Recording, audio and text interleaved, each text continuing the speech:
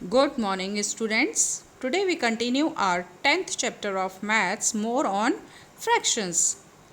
Our topic is comparing fractions. Fractions को कैसे हम compare करते हैं? How to find out greatest and smallest fraction. हमें दिया हुआ है ये 4 हमें इसमें से greatest and smallest fraction find out करना है। हमारा जो फ्रैक्शंस है 4/13, 9/13, 2/13 and 5/13। Denominators are same, so we compare the numerators. हमारे डिनोमिनेटर सेम है तो हम क्या करेंगे, न्यूमरेटर्स को कंपेयर करेंगे। ध्यान रखना है, जब हमारे डिनोमिनेटर्स सेम होते हैं हम न्यूमरेटर को कंपेयर करते हैं तो देखेंगे ग्रेटेस्ट न्यूमरेटर क्या है हमारा 9। सबसे बड़ा न्यूमरेटर है हमारा 9, सो ग्रेटेस्ट फ्रैक्शन होगा हमारा 9/13। और स्मॉलेस्ट न्यूमरेटर है हमारा 2, तो स्मॉलेस्ट फ्रैक्शन होगा 2/13। जैसे एक बात को समझेंगे आप, हमारे पास 1 चॉकलेट है ना, उसके हमें 10 पार्ट करने हैं तो छोटे छोटे टुकड़े होंगे। अब हमारे पास 2 चॉकलेट हैं, उनके 10 पार्ट करने हैं तो थोड़े बड़े होंगे वो। अगर हमारे पास 4 चॉकलेट्स हैं और उनके 10 पार्ट्स 10 बच्चे हैं, मान लीजिए उन चिल्ड्रंस में हमें डिस्ट्रीब्यूट करनी है तो अब उन्हें और बड़ा टुकड़ा मिलेगा, है ना। अब हमारे पास मान लीजिए 6 चॉकलेट हैं और 10 स्टूडेंट्स हैं तो उन्हें और बड़ा टुकड़ा मिल जाएगा। जैसे मान लीजिए, और जितनी ज़्यादा हमारे पास चॉकलेट होंगी और स्टूडेंट हमारे पास 10 ही है हर बार, तो उन्हें और बड़े पीसेस मिलेंगे। इट मीन्स जितना हमारा अगर डिनोमिनेटर सेम है ना, अगर डिनोमिनेटर सेम है तो न्यूमरेटर जितना बड़ा होगा उतने ही बड़ा वो फ्रैक्शन होता है, और जितना छोटा न्यूमरेटर होता है उतना ही छोटा वो फ्रैक्शन होता है। इस तरह से हम करते हैं जब हमारा डिनोमिनेटर सेम हो। और इसका जस्ट अपोजिट होता है जब डिनोमिनेटर तो डिफरेंट हो और न्यूमरेटर सेम हो।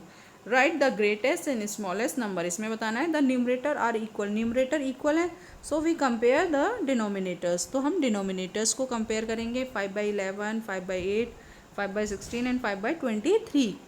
देखेंगे कि इसमें क्या है, न्यूमरेटर सेम है। The smallest denominator is 8, smallest denominator 8 है तो हमारा ग्रेटेस्ट फ्रैक्शन हो जाएगा 5/8। इस चीज़ को कैसे समझेंगे, ध्यान से सुनिए। सपोज़ हमारे पास 5 चॉकलेट्स हैं, है ना, और हमें 4 स्टूडेंट्स को देनी है वो, तो हम देंगे उन्हें। अगर हमारे पास 5 ही चॉकलेट हैं और हमें 10 स्टूडेंट्स को देनी है तो छोटे छोटे मिल पाएंगे ना उन्हें। अगर 5 ही चॉकलेट हैं और हम उन्हें 15 स्टूडेंट्स को देते हैं तो और भी छोटे छोटे पीसेस करने पड़ेंगे हमें।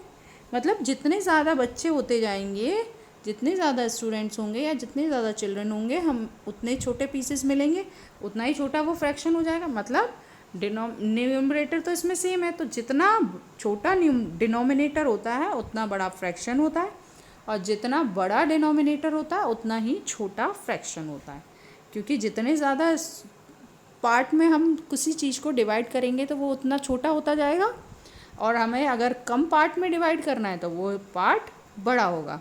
इसीलिए डिनोमिनेटर छोटा होता है तो वो फ्रैक्शन बड़ा होता है, और डिनोमिनेटर अगर बड़ा है तो फ्रैक्शन हो जाता है हमारा स्मॉलेस्ट। ध्यान रखना है, जब डिनोमिनेटर को कंपेयर करते हैं तो डिनोमिनेटर अगर छोटा होगा तो फ्रैक्शन बड़ा होगा, अगर डिनोमिनेटर बड़ा है तो फ्रैक्शन छोटा होगा।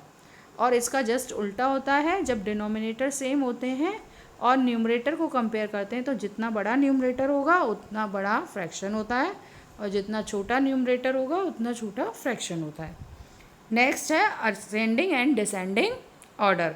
असेंडिंग और डिसेंडिंग ऑर्डर में कैसे करते हैं, तो असेंडिंग और डिसेंडिंग ऑर्डर भी सेम उसी की तरह होगा।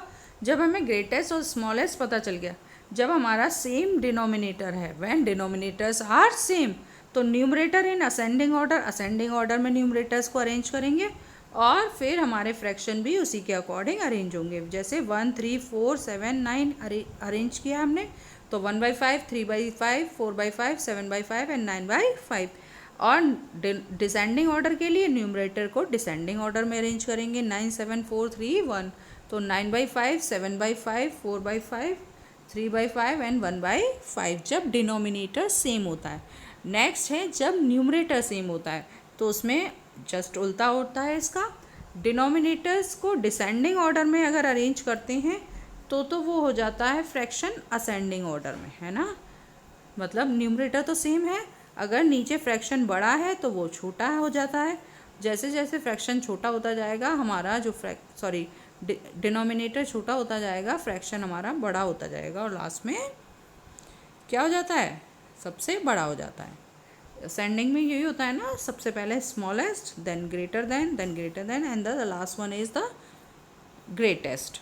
और डिनोमिनेटर को असेंडिंग ऑर्डर में करते हैं तो हमारा ये डिसेंडिंग ऑर्डर हो जाता है। मतलब जितना छोटा हमारा वो होगा डिनोमिनेटर, वो उतना ही बड़ा होता है फ्रैक्शन, और जितना छोटा होता है, मतलब जितना डिनोमिनेटर अगर बड़ा है तो हमारा फ्रैक्शन छोटा होगा, अगर डिनोमिनेटर छोटा है तो फ्रैक्शन बड़ा होता है। ये बिल्कुल असेंडिंग ऑर्डर का जस्ट अपोजिट है। आज का आपका होमवर्क है, do question number 6, 7, 8, 9, 10, 11 and 12 of exercise 10B in book. ये क्वेश्चंस तो आपको बुक में करने हैं, and do question number 13 in notebook, और क्वेश्चन नंबर 13 आपको नोटबुक में करना है। इसमें आपको ग्रेटेस्ट एंड स्मॉलेस्ट टिक करना है। ग्रेटेस्ट पे तो सर्कल करना है और स्मॉलेस्ट को टिक करना है। इसे अरेंज करना है असेंडिंग ऑर्डर में। ये देखिए सभी क्या हैं, जब हमारा डिनोमिनेटर सेम होता है तब तो हम सिंपली न्यूमरेटर को असेंडिंग और डिसेंडिंग ऑर्डर में अरेंज करके लिख देते हैं, और जब हमारा ये भी सेम है, इसको भी ऐसे ही करना है। और जब हमारा न्यूमरेटर सेम होता है तो जैसे असेंडिंग में अरेंज करेंगे तो वो बन जाएगा डिसेंडिंग, और डिसेंडिंग में अरेंज करेंगे तो बनेगा असेंडिंग। इस चीज़ का हमें ध्यान रखना है। जितना बड़ा हमारा डिनोमिनेटर होता है, फ्रैक्शन उतना ही छोटा होता है, और अगर डिनोमिनेटर छोटा है तो फ्रैक्शन बड़ा होगा। ये आपको टिक करना है, which one is greater than, तो स्मॉलर देन और इक्वल। तो आप इसे सेम जैसे हमने आपको बताया था क्रॉस मल्टीप्लाई करके चेक करेंगे और उसे टिक करेंगे, और उसके बाद क्वेश्चन नंबर 13 आपको नोटबुक में करना है। So do practice of these questions. Thank you.